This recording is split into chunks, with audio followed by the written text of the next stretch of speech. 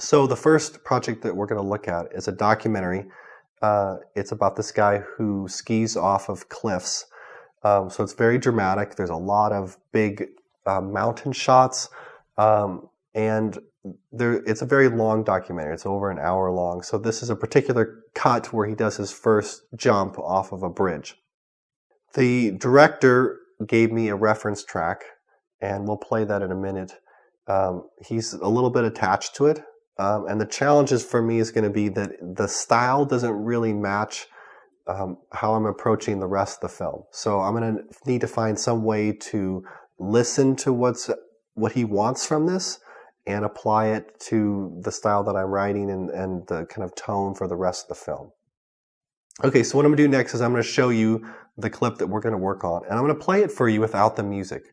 And the reason for that is I generally always listen without the music first to get my own feel for how things might go. Because sometimes I might come up with an idea that is very different from what the director thought they wanted, but they actually like that idea better. So I want to get a fresh look at it without any music. So I'll play you that, and then we'll play the reference track with music. Just skiing and jumping off big cliffs, and we started talking about parachutes, and he knew I was into it too, and he was just really excited and fired up about it and would not stop asking questions.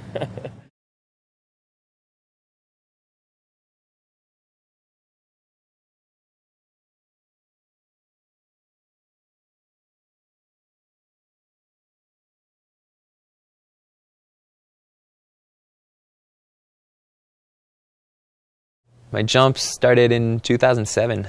Jesse Hall took me to the Perrine Bridge in Idaho. And when we showed up in Idaho, and it was just a beautiful sunrise over the Snake River, and it was 7 in the morning, and it was kind of cold, And Jesse was like, all right, climb over the rail.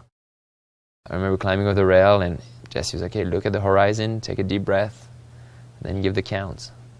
And I remember looking at the horizon and being like, oh, yeah, I'm ready. This is beautiful. Just took a deep breath. 3, 2, 1, see ya. 3, 2, 1, see ya. And parachute opens, and you're like, oh my God, this is just the most beautiful thing I've ever done in my life.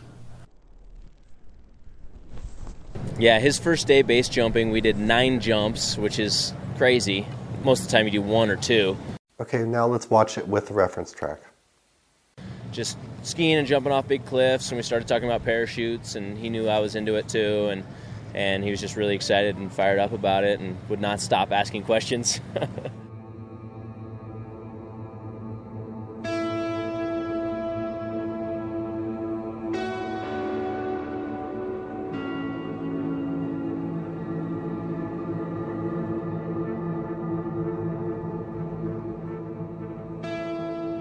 My jumps started in 2007.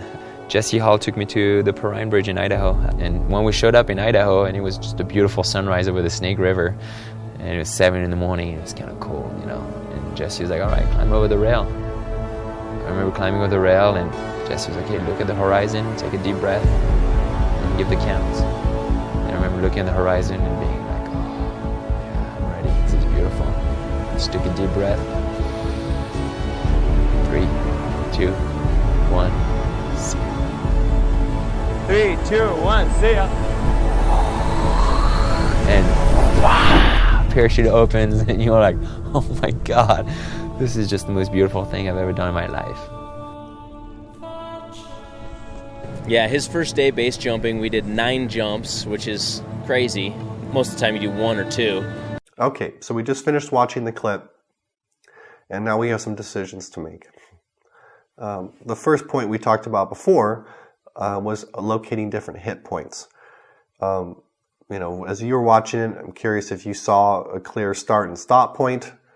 Obviously, him jumping off the bridge is kind of a big moment, so that's something that's going to need to be addressed. Starting point, probably where the mountain first opened up, might be a good place to start. I don't know if you had some different ideas on that, but those are the kind of things that I'm going to be using for where I'm going to transition. Tempo. As you can hear, there was a very clear, upbeat tempo that was going on in the reference track. And as I mentioned, he's pretty attached to it. So somewhere in there, I'm going to need to have a tempo that's upbeat and that builds towards that jump off the bridge. But it looks like I have some flexibility in the beginning with regard to what the tempo might be when it's in that very soft pad-like area. Okay, responding to events. In this situation, there's a certain degree of anticipation. We're watching him build this build-up to when he's going to be jumping off the cliff. People are talking about it, and so there's a lot of anticipation that's happening there, but also a degree of reaction, because when he actually jumps off, how the music is going to change and respond to that moment is also a big point. So we're anticipating up to the jump, and then we're kind of reacting to what happens afterwards. The mood and feel that we're going to look at for this piece, it's a question of, are we going to match it or are we going to contrast it? You can hear from the reference track that his idea or what he's looking for is something to really match this mood of the excitement and energy to jump off this bridge. So I don't know if I'll choose to contrast it very much, probably more to match where things might be.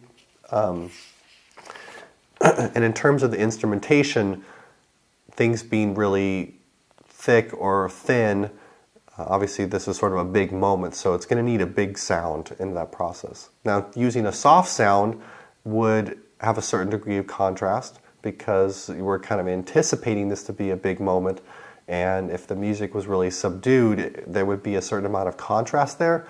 It doesn't really feel like that might be right for this particular film and this cut, so I think a larger instrumentation would be important. And finally, in terms of how this cut fits into the relationship to the whole, there are a lot of other jumps that happen in this film, so there needs to be some degree of relationship between those other jumps and between the sounds that I'm using in those. But this is not the climax of the film, so I can't go all out here. It needs to hold back a little bit.